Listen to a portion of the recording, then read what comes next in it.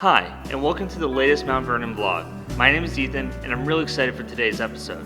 I'm outside the Lives Bound Together, Slavery at George Washington's Mount Vernon exhibit, which focuses on the lives of the enslaved people who lived on George Washington's estate. We were able to tell the story of these people in this exhibit through objects, including documents from the 18th century. For this exhibit, Mount Vernon worked closely with the United States National Archives and Records Administration. The National Archives has an incredible staff who preserve historical documents and were kind enough to lend us a few to help tell the story of slavery in the 18th century. In this video, I visit the National Archives, get a tour of the building, and meet with the Director of Exhibit Programs, who shows me the incredible documents that they lent to Mount Vernon. I hope you enjoy the video.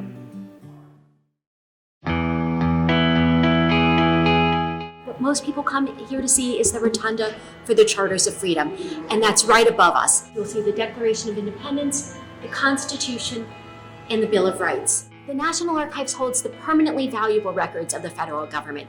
We have a huge amount of holdings, which is about 3% of all the records the government creates. But just that 3% equals more than 13 billion pages of material.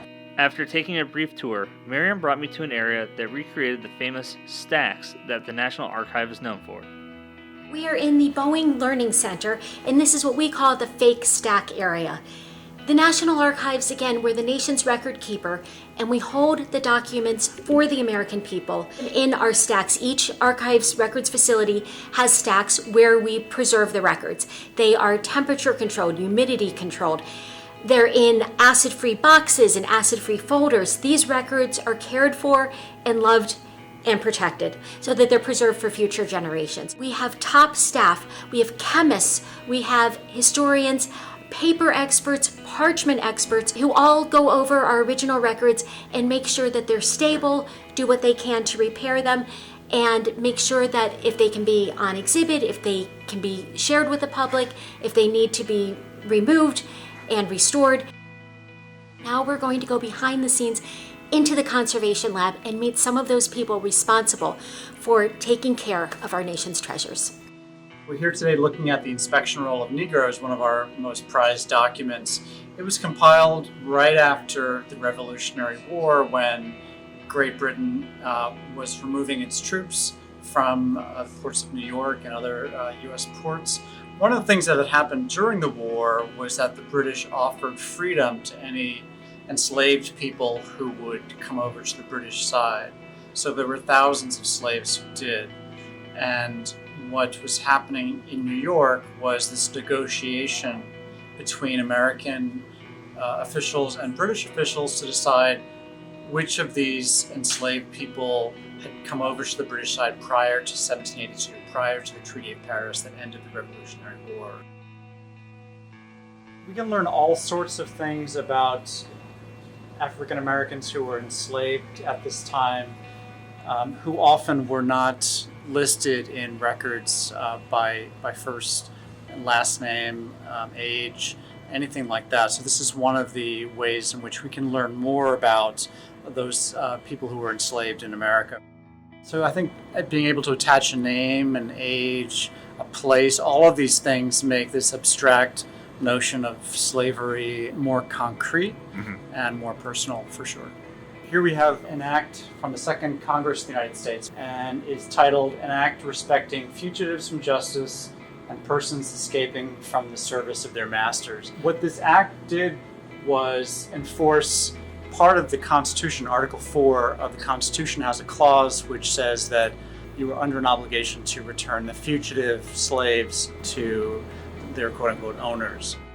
So the next document is the Slave Trade Act of 1794. This is from the Third Congress of the United States. And what this act says is that American ships are forbidden from participating in the international slave trade. And so there are no efforts to abolish slavery, but there are successful efforts like this to limit the participation of Americans within that slave trade. I think it's awfully important for us to remember how we have grown as a nation, where we started from. So I think acts like this show at a very early age in our country's history how we were dealing or trying to deal with this real contradiction between being a democracy that also enslaved other human beings. Documents like these are absolute treasures, and we do an amazing job of keeping these safe and away from light and other things that could damage them. So we'll be able to show these to individuals who might want to see them hundreds of years from now as well. After visiting the National Archives, I returned to Mount Vernon and met with Associate Curator Jessie MCleod to talk about the Lives Bound Together exhibit and the documents on loan from the National Archives.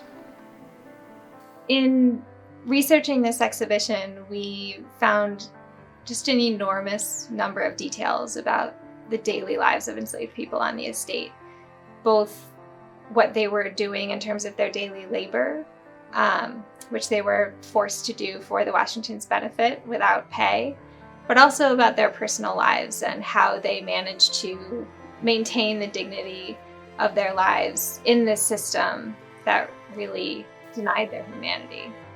So we have a lot of records that show what was happening day to day, week to week on the plantation. We also have archaeological material that was excavated from the site of a slave quarter, and that shows us objects that enslaved people were using on their own time, things that we can tie directly to them. And there are things like buttons and buckles, which we know that they acquired for themselves, so that provides a window into their own personal taste and aesthetic. So we had two different types of documents on loan from the National Archives. The first was the inspection roll of Negroes, as it was called, and that's a really fascinating document. We actually know that there are 3 names of enslaved people from Mount Vernon who appear in these inspection rolls. So there are several instances of enslaved people escaping from Mount Vernon during the war, including one where 17 individuals escaped. And 3 of the people on a list of those 17 individuals appear in the inspection roll. Really? So we can see their stories continuing from that moment when they decided to run away from the plantation, taking a huge risk because they didn't know how everything was going to turn out, to the moment when they were put on a ship in New York and set sail for Nova Scotia. What's interesting about the inspection roll is that kind of documents a moment when these people became people in the eyes of those in power. So almost everybody who's listed in that volume has a last name, and often on slave lists and the list that we have from Mount Vernon of the people who escaped, none of those people are listed with last names. So in the inspection roll, you actually see this evidence of personhood, that people are allowed, so the British are acknowledging the full identities of these people as part of the process of them becoming free. I hope that people who see Lives Bound Together come away with an appreciation of the humanity of these individuals. So while in the 18th century they were legally considered property, we have all these details about their lives to see that, they were real people. They were men, women, and children, husbands and wives, mothers and fathers. They did what they could to make lives for themselves despite the brutal conditions in which they were forced to live. So I hope that people can really connect with their stories on a personal level and have empathy for them and really understand their perspective and what it was like for them to live here and not be free.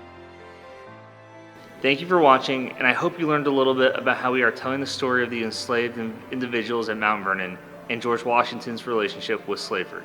We really appreciate the National Archives lending us these documents as they bring to life the reality of the lives of the enslaved people. We hope you come to visit Mount Vernon and the Lives Bound Together exhibit, and thank you for watching.